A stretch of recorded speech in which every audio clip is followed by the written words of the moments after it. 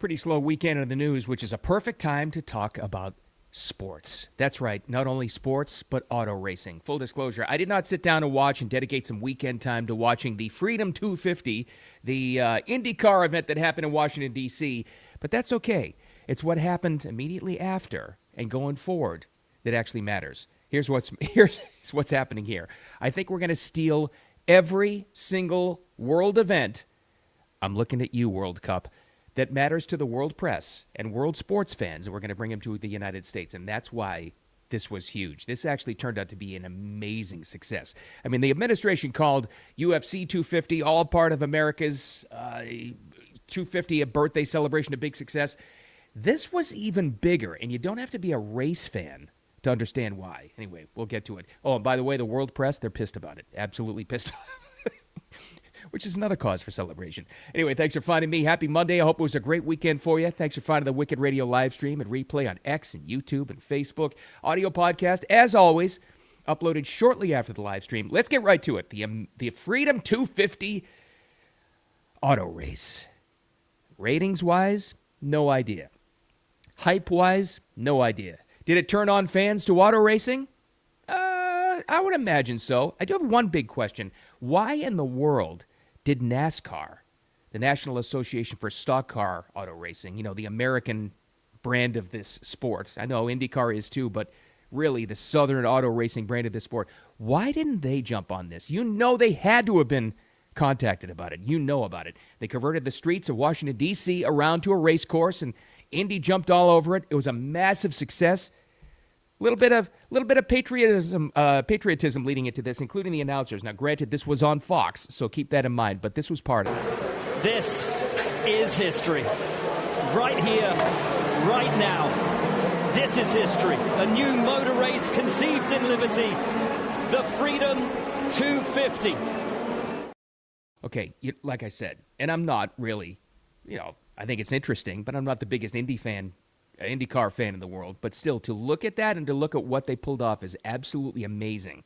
And not only that same part at the end of it, you had, guess who? Of course President Trump's going to wave the green flag. On turn one, they will see the green flag. Here he comes. By President Trump.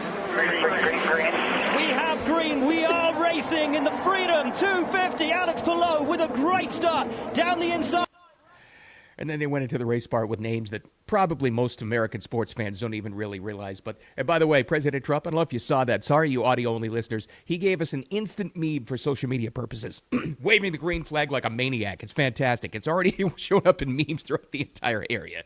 So anyway, we get to the entire race, pulled off. Washington, D.C. turns into a street course.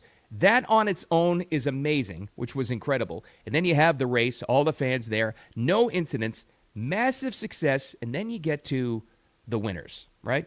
So this kid wins it, Kyle Kirkwood. He's actually a Florida kid, so all kinds of interviews, all kinds of things happening here, and they talk to him, right after he won the trophy and the big deal and everything. By the way, he also talked about the amount of flyovers. There were 7 individual flyovers for this. And the trophy presentation, there were American Eagles coming in. Like, you couldn't get more patriotic than this. This is why the world stood up and said, wow, this is how you hold an event. Much like, what does this remind you of? The World Cup, anybody? We'll get to the other sporting events in a minute. Here's the winner, Kyle Kirkwood. I mean, it hasn't really settled in yet, right? Like, I won the race. I get out of the car. I see President Trump sitting there cheering me on. As a proud American, that's a pretty big deal to have the president cheering you on. Nothing else like it, right? But that was not an easy race. I can't imagine it was. He said, I didn't even lift up the trophy. That thing was so freaking heavy afterwards because you're in 250 miles in one of these Indy cars. They are athletes, by the way. Here's a more important interview. Right on the race course, right after he won. Here's Fox interviewing the kid. The moment like driving around here. I mean, the President of the United States, the First Lady standing right here watching you come to victory. I mean, put it in perspective, driving around this track and being here in this moment with your team. It felt good to dominate out there, I'm not going to lie. That was a really good moment. I'm a fellow Florida guy. I live up in Jupiter, so it's cool to see him down here and right here in this race. what an incredible place to do it. You know, if you can't win at the 500, this is definitely the place to win. And I don't know if we're ever going to get another chance at this. I hope we do. I hope we do. This was awesome. But this was what a dream come true. Hope we get another chance to do it. Gee, you think so? Oh, I think so. Much like, and again, I keep referencing the World Cup, plans already underway to make this thing a permanent deal. That's right. A permanent America 250 that's there. Who says so himself? President Trump did. And Mr. President, it has taken a lot of people to make this happen. Why was it important to you to bring IndyCar to the streets of D.C.? Well, Roger told me they've been trying to do it for 20 years, and he'd come down. I think he said he was down 211 times to try and get it done. And when he came to see Trump, it got done in about 15 minutes, and it's turned out to be much bigger than we ever even thought possible. They actually closed the bridges. It's so many people want to come. And they've, I think, 350,000, and they closed the bridges. You have a lot of people that want. Of course, Trump's got to turn that into a rally point. Maybe he does deserve to do that. Because they come down to see Trump, I got it done in like 15 minutes. Of course, of course he is. But what he said there is very relevant. What he said there, going back to the winner too, Kyle Kirkwood, what they said. I hope we get a chance to do it again. He doesn't bring that up unless they know they're going to do it again. Here's the thing: they could bring in this event and other world events that would have gone to where? France, Monaco, anywhere else. You can talk about, now you've got Formula League wanting to get events in America, not just IndyCar. You have other sporting events happening here, other events that would have gone overseas. Isn't it interesting? They're all coming here. You've probably been around, you've seen Indianapolis 500. They drink milk, put the wreath on. That's a great, unique celebration. I have to imagine if we can keep this race going, the onus would be on every president to present this trophy, right? Like, that would have to be the tradition. That would have to be what makes this unique, right? Yeah, I'll tell you what, I couldn't lift the trophy today. I saw it. They said it's about 55 pounds. At the end of the race, my shoulders are cooked from driving all day. There was no chance I was lifting it. So they what they said there was the entire thing. Bringing this event and making these events permanent. Because the backlash on this is always, oh, they closed down. And there was this chatter, but that went away right away. You know, oh, they closed down the streets and they're interrupting the city's progress. What city's progress? They don't get anything done in D.C. anyway. I get that people live there. I understand that, whatever. This is a big deal, and you start to lock these events in, and then they become permanent. And then they become tradition. And then you have more. Don't doubt the amount of money that comes into an area, that comes into this thing. This is why all these cities battle for Super Bowls. This is why all these cities battle and love to have WrestleMania events. This is why big stock car events, big NASCAR events are a big deal. Why these IndyCar events, why they want to pitch now to Formula events, more happening in the States. It's a big deal, and you lock them in now, they'll be here permanently. And it's a big, big deal. More than anything, though, it's a sign of America's prosperity, showing that to the rest of the world. And that's where the backlash came in. Now, there's another driver in this. He's an Australian guy with a great name. You may have heard of him before. His name is Will Power. His parents have a sense of humor. Will Power, an Australian driver. It's a little tough to hear, but I have the quote transcript for you anyway. This is what has set the world backlash ablaze here because of what he said and his appreciation, how psyched he was to meet the president. Now you have not just an American kid from Jupiter, Florida, Kyle Kirkwood winning this. Makes sense that he would be excited to meet the president, right? Now you've got an Australian driver, an athlete, not debatable, who was out proudly saying what a great thrill it was to meet. Oh, the Australian backlash was not good. Like Sky News down there, they're not pro-Trump at all. Oh, the comment section on this. Little hard to hear, but listen to what he says about his reaction. A small kid from a small town in Australia meeting the president, what a big deal it was. And he wasn't the only driver who's not American saying this. This is another massive change. Go race Yeah. right away.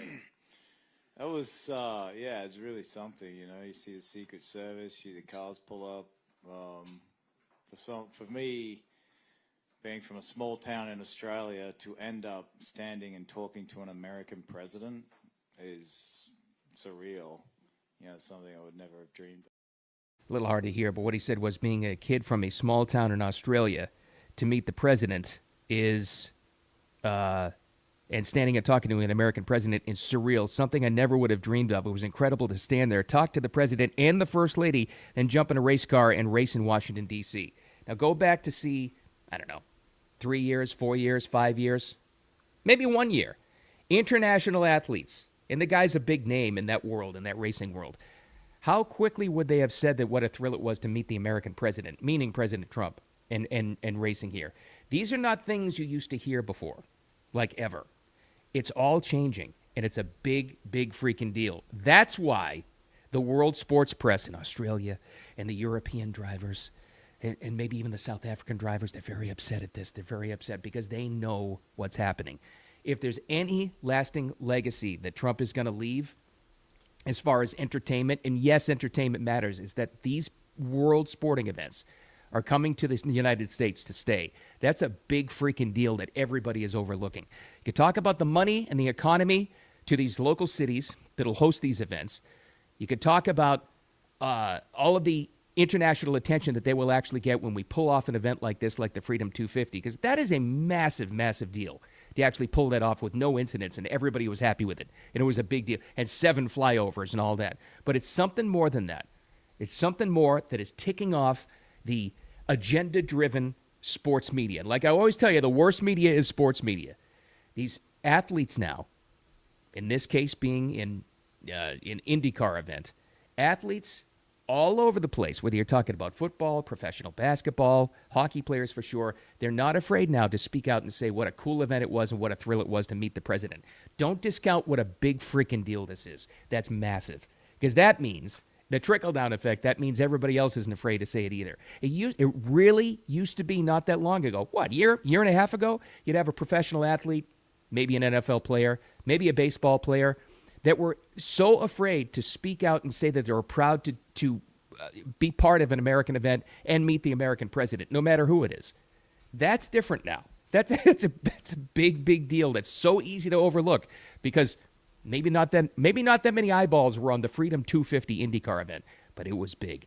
Look for this to happen now because before Trump leaves office, they're going to lock these events in. Massive UFC events that normally they would have been looking at other locations, not just in D.C., but it'll be maybe in, New York or Chicago or whatever. Maybe the international events they would have had coming to here and locked down here. They're definitely going to do this Freedom 250. And once it becomes tradition 2 or 3 years, then the future presidents can't not have it. That would be a stain on their record. They can't not have that.